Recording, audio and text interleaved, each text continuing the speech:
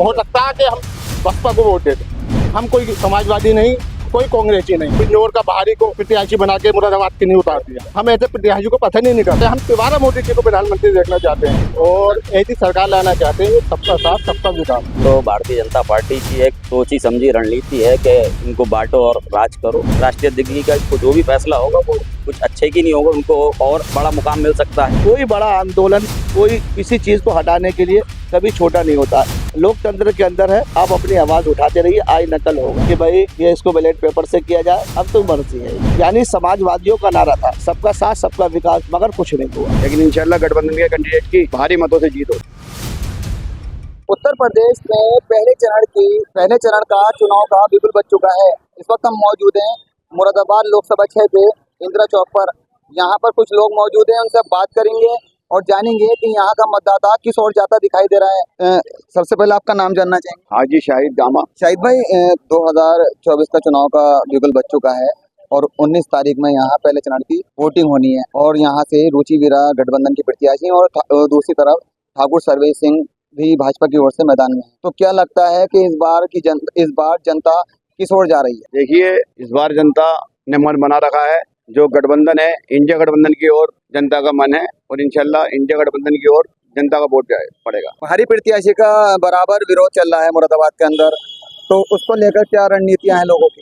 नहीं, भारी प्रत्याशी कौन, कोई ऐसा वो नहीं है भारी प्रत्याशी का। भाई समाजवादी का प्रत्याशी है, पार्टी ने प्रत्याशी उतारा है अपना। भारी क्या है, भारी मौजूदा सांसद डॉक्टर एस टी का टिकट कटा, उसके बाद अब उन्होंने डॉक्टर एस टी का एक बयान आया है जिसमें कहा है कि वो मुरादाबाद के अंदर प्रचार नहीं करेंगे अपने पार्टी के जो मतलब प्रत्याशी है। भाई वो उनका अपना बयान है, ठीक है, लेकिन पार्टी का कैंडिडेट है, पार्टी ने कैंडिडेट भेजा है समाजवादी ने, और जो पार्टी का फैसला है वो सबको मानना पड़ेगा। देखा जा रहा है कि गठबंधन के जो कांग्रेस के जो गठबंधन है वो ही लोग ज्यादातर प्रचार प्रसार में लगे हुए हैं और समाजवादी के पार्टी के कार्यकर्ताओं को बहुत ज्यादा दूरी बनाए। ऐसी कोई बात नहीं है। इस टाइम रमजान का महीना चल रहा है, ईद करीब है, तो लोग अपने अपने कामों में लगे हुए हैं। कुछ बाजार जा रहे हैं अपने बच्चों के साथ, कुछ कहीं पर हैं, तो ऐसी बात नहीं है। सिर्फ अभी ईद के बाद देखना चुनाव का माहौल। टाइम तो बहुत कम है ना।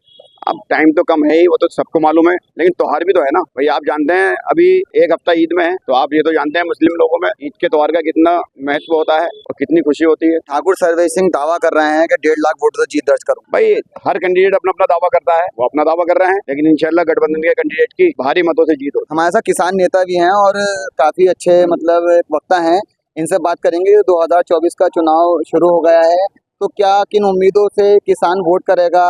हालांकि किसान बराबर प्रदर्शन कर रहा है, आंदोलन कर रहा है, और अब आगे की क्या इनकी किसानों की रणनीति है, किस आधार पर वोट करने जा रहा है? जी भाई, क्या नाम है आपका? चौधरी मुमताज आलम। मुमताज भाई, 2024 का चुनाव शुरू हो गया है और क्या कहते हैं किसान लगातार प्रदर्शन भी मतलब करता आ रहा है और हर बार प्रदर्शन किसान के द्वारा होता है, उनकी कोई मांग पूरी नहीं होती। क्या आने वाले चुनावों में क्या उम्मीदें हैं सरकारों से? देखिए, देश के प्रधानमंत्री जी ने देखा कि उनके बिल्कुल दिल पर किसान 13 महीने तक बैठे रहे और 700 किसान लगभग शहीद हो गए। मेरे प्रधानमंत्री, मेरे भाई उनके लिए गए नहीं उनके घर। कम से कम ये तो देख लेते कि देश का जो अन्नदाता है किसान, देश की अर्थव्यवस्था को भी बनाए रखता है और देश की सरहद पे भी किसान का बेटा होता है। किसान शहीद हो गए, हमारे प्रधानमंत्री नहीं जा रहे हैं। किसान आंदोलन कर रहा है, किसान के दिलों पर, धरती माँ के दिलों पर कील गाड़ने का काम भारतीय जनता पार्टी कर रही है। तो ये तो भाई जीता जागता सबूत है कि भारतीय जनता पार्टी जो आई थी 2014 में, एक बहुत खूबसूरत नारा था उसका। वो खूबसूरत नारा इतना था कि सबका साथ सबका विकास, यानी समाजवादियों का नारा था, सबका साथ सबका विकास, मगर कुछ नहीं हुआ। हम लोगों ने सोचा था कि ये सरकार बदलेगी,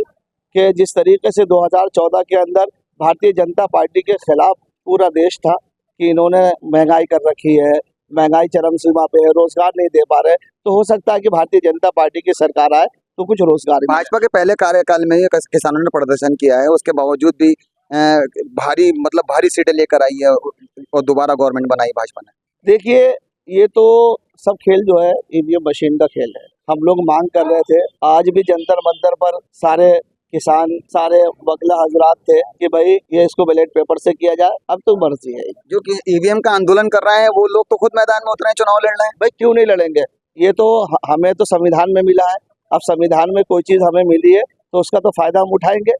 हो सकता है कि हम लोग चाहते हैं कि देश आगे बढ़े, देश तरक्की करे, तो हो सकता है कि कहीं ना कहीं हम लोग जीत के जाए और सदन में अपनी बात रखें। आखिर ये आंदोलन का सक्सेस क्यों नहीं हुआ उन लोगों का? देखिए, होगा, सब होगा। देखिए, देश आजाद 1 महीने में नहीं हो गया था। 1857 से लेकर 1947 तक हमारे बुजुर्गों ने इस देश के लिए कुर्बानी दी थी। कोई बड़ा आंदोलन, कोई किसी चीज को हटाने के लिए कभी छोटा नहीं होता। लोकतंत्र के अंदर है, आप अपनी आवाज उठाते रहिए, आय नकल होगा। हमारे साथ युवा नेता हैं समाजवादी के असलम खान साहब, इनसे पूछेंगे कि गठबंधन प्रत्याशी रुचि वीरा का लगातार प्रदर्शन मतलब विरोध हो रहा है और आप डॉक्टर एसडीएन साहब के समर्थक हैं, तो क्या आपकी आगे की सोच है, किस आधार पर आप इलेक्शन लड़ेंगे, क्या सोच है आप? देखिए, समर्थक नहीं, मैं पार्टी का एक छोटा सा कार्यकर्ता हूँ। और दूसरी बात यह है कि मौजूदा सांसद ने काफ़ी मुस्लिम जो मुद्दे थे वो सदन में के पटल पर रखे हैं, इसलिए थोड़ा सा निराशा है। और रही बात प्रत्याशी की, प्रत्याशी गठबंधन का है, वो प्रचंड बहुमत से जीतेंगे, बस इसलिए तो मैं बताना चाह रहा हूँ। और बाकी डॉक्टर एसटीएन साहब भी अपने आप में शख्सियत है। वो माननीय राष्ट्रीय अध्यक्ष जी का, अखिलेश जी के फैसले का सम्मान करते हुए उन्होंने बोल दिया कि मैं जो है प्रचार तो नहीं कर पाऊंगा, क्योंकि मेरे जो समर्थक हैं, मेरा दिल आज़ादारी हुई है, तो थोड़ा तो वो उनका भी अच्छी बात है कि उनके दिल को चोट लगी है, तो इसलिए उन्होंने भी अपने निजी फैसला लिया कि मैं प्रचार नहीं कर पाऊंगा। बाकी वो पार्टी के हैं और पार्टी के रहेंगे। मौजूदा सांसद के ऐसे बयान पे काफी सारा असर बैठ सकता है गठबंधन को। नहीं, असर देखिए, असर की बात तो ये है क्या, जो उनका बयान है वो अपने लिए है कि मेरे दिल को चोट लगी या उनके दिल समर्थकों को आज़ादारी हुई कि उनका मौजूदा, आपको पता है ये पूरा घटनाक्रम क्या हुआ है कि फॉर्म बी और इसको लेकर वगैरह, तो ये सब बातें हैं, ये पार्टी की हैं। वो माननीय अध्यक्ष जी ने, राष्ट्रीय अध्यक्ष जी का जो भी फैसला होगा वो कुछ अच्छे की नहीं होगा, उनको और बड़ा मुकाम मिल सकता है। नहीं, आपकी पार्टी तो काफी गुटों में बटी हुई है ना। नहीं, ये तो भारतीय जनता पार्टी की एक सोची समझी रणनीति है कि इनको बांटो और राज करो, ये कुछ नहीं, सब एक है। आपको पता है गठबंधन के प्रत्याशी को लेकर कांग्रेस पार्टी के भी और सपा के भी सभी लोग एक साथ एकजुट होकर प्रचंड बहुमत से, आपको पता नहीं है, माहौल चेंज हो जाता है एक ही रात में और एक ही दिन में। यह जो है हमारे जो पवित्र महीना चल रहा है रमजान का, इसलिए जनता अपने अपने कामों में व्यस्त है और इबादतों का महीना चल रहा है, तो इसमें इबादतों में व्यस्त है। आप राष्ट्रीय सचिव हैं, तो राष्ट्रीय सचिव की हैसियत से मतलब क्या कहना चाहेंगे यहाँ की लोगों से जो मतलब विरोध कर रहे हैं? नहीं, विरोध देखिए, ये उनका अपना मात्र अधिकार है कि विरोध करें। अगर पार्टी के हैं तो विरोध तो कोई नहीं कर रहा पार्टी का, और जनता का अपना मौलिक अधिकार है, वो विरोध करे या कुछ भी करे, ये संविधान में उन्हें अधिकार दिया है जनता को। जो पार्टी का है, पार्टी का कोई कार्यकर्ता या कोई पदाधिकारी विरोध नहीं कर रहा।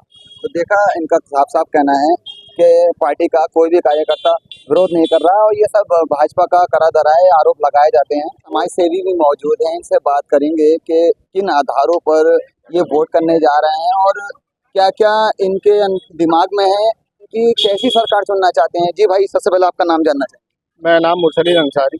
मुरसलीन भाई, 2024 का चुनाव स्टार्ट है, 19 तारीख को वोटिंग होनी है, तो क्या आपके मन में है, कैसी सरकार लाना चाहते हैं? भैया, सरकार हम गठबंधन की लाना चाहते हैं और ऐसी सरकार लाना चाहते हैं सबका साथ सबका विकास।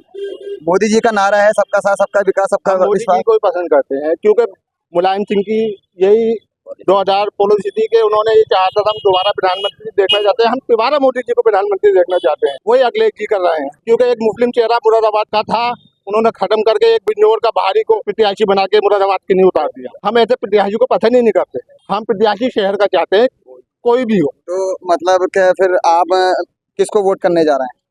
भैया, हमारा बात तो हमारा दूसरा, हम ये चाहते हैं कोई भी हो, हमारा शहर का हो। हम कोई समाजवादी नहीं, कोई कांग्रेसी नहीं। हो सकता है कि हम बसपा को वोट देते। तो बसपा आपके शहर के हैं, उन्हीं को चुनेंगे आप?